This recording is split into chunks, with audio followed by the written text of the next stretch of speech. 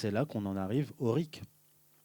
Le RIC n'est pas proposé pour sauver le peuple, il est proposé pour sauver la République.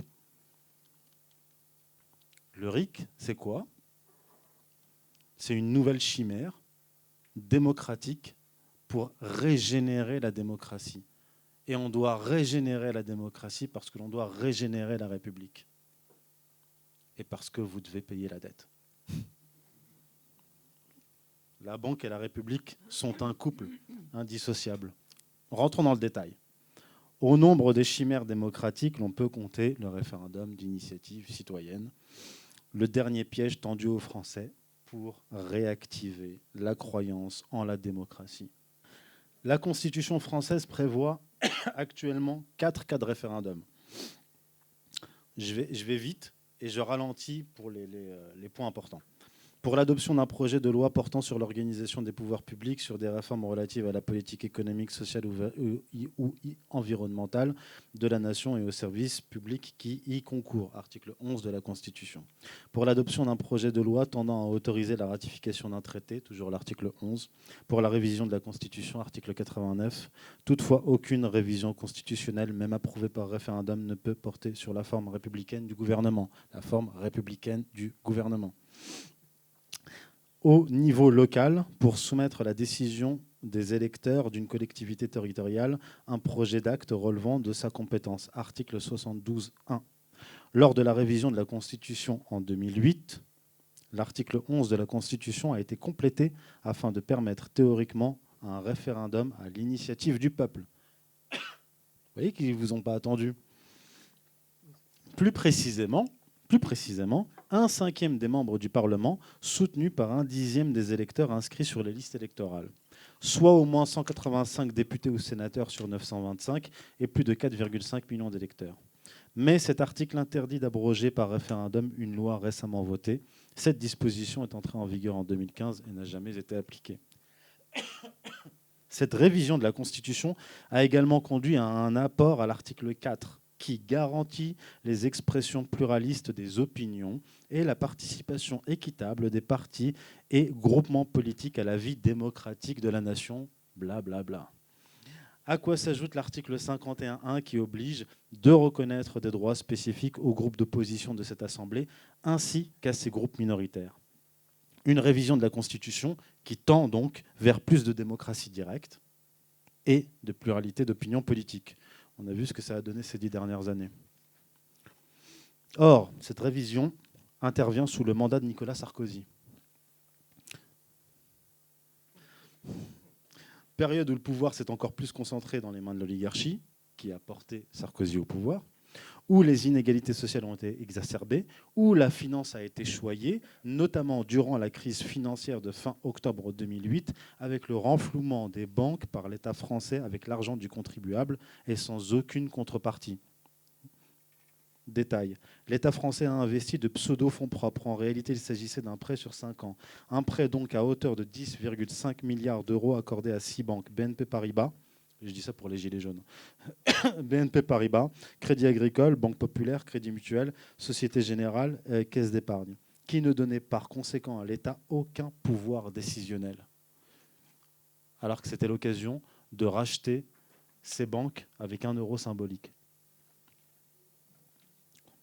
D'ailleurs, en 2007, l'année où il est arrivé au pouvoir, Nicolas Sarkozy a imposé aux Français le traité de Lisbonne, qui reprenait en majorité le contenu du traité de 2004 que le peuple avait refusé lors du référendum de 2005.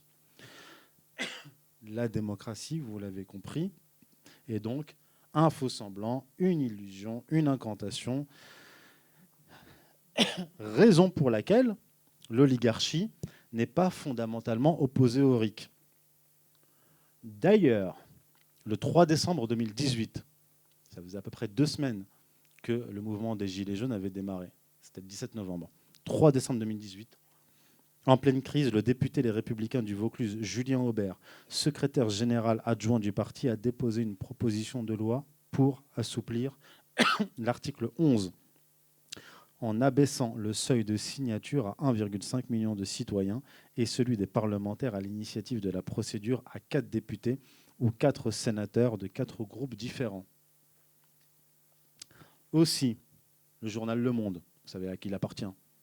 Niel, Pigasse, c'est la banque Lazare, associé à Pierre Berger qui est mort en 2017, et Le Figaro, pardon, propriété du groupe Dassault. Du groupe Dassault. Deux organes de la propagande oligarchique qui se font les promoteurs du RIC. Dans un article du journal Le Monde en date du 7 décembre 2018, on lit 7 décembre. Dans la liste largement partagée de 42 revendications de Gilets jaunes figure l'instauration, c'est difficile, dans la constitution d'un référendum populaire. Contrairement à d'autres projets qui restent assez flous, les modalités de celui-ci sont détaillées. Je vous passe les détails. À la différence des systèmes existants en France, ni le gouvernement, ni les députés ou sénateurs ne seraient associés au lancement de ce référendum et le nombre de signatures à obtenir serait sensiblement moins élevé. Parmi les initiatives fréquemment relayées sur Facebook par certains gilets jaunes figure celle du RIC, qui propose d'utiliser ce mécanisme pour supprimer une loi injuste et révoquer le mandat d'un représentant. Le Figaro, du 16 décembre 2018, qualifiera le RIC de dimension la plus profonde des gilets jaunes et d'ajouter « si les revendications des gilets jaunes sont parfois floues, celle-ci a le mérite d'être précise dans son énoncé ». Et cet article cite Jacques de Saint-Victor, historien du droit, qui estime que les référendums d'initiative citoyenne, RIC, peuvent être une bonne idée. Il est aussi chroniqueur au Figaro Magazine. Il est de la maison. Il dit « Il s'agit d'un mécanisme semi-direct compatible avec une démocratie représentative à l'image de l'Italie où il existe depuis 1945. Dans le contexte actuel, cela peut permettre de trouver un compromis entre les gilets jaunes et le système politique fragilisé. Il me semble que la Ve République pourrait être adaptée à un RIC à condition de l'encadrer pour ne pas créer d'instabilité. » Fin de citation. Donc, voici la stratégie actuelle, leur stratégie. Elle consiste à gagner du temps pour capter, via les grands médias, l'attention du peuple. Concentrez votre regard tel un hypnotiseur sur la solution miracle, le RIC. Lorsque la croyance dans le RIC se sera suffisamment répandue à travers le peuple, le régime attirera les gilets jaunes, qui imagineront avoir eu gain de cause, vers une négociation sur le RIC pour sauver la République. Les gilets jaunes se trouveront alors divisés en au moins deux camps. D'une part, ceux qui sont des démocrates respectables, pacifistes, qui acceptent la négociation, et les autres, qui la refusent, seront catégorisés fascistes, antisémites, ayant des arrière-pensées politiques renvoyant aux heures les plus sombres, etc., etc. Quelle que serait l'issue d'une telle négociation, le peuple français en sortirait à coup sûr perdant. Donc le problème n'étant pas la démocratie, la solution ne peut pas être le RIC.